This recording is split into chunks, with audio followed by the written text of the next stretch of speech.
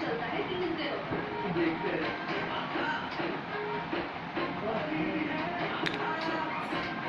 अभी भी है और भी चलेगी। इसमें नहीं काम चलेगा तो 3 दिन तक 5 मिनट से लगातार कुछ नया बोलते रहना होगा। जो बोले अपने बाप से थोड़ी समझ और कहीं और हाथ पैर मार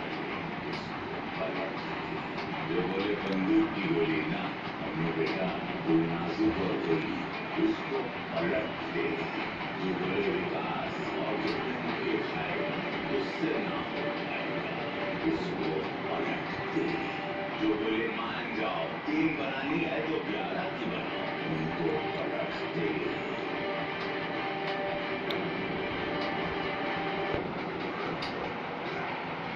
जो सब पलट दे।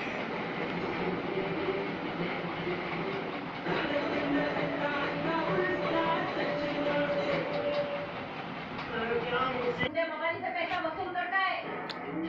ये क्या चीज है? तो अपने क्या किया पूरा दे रहा हूँ।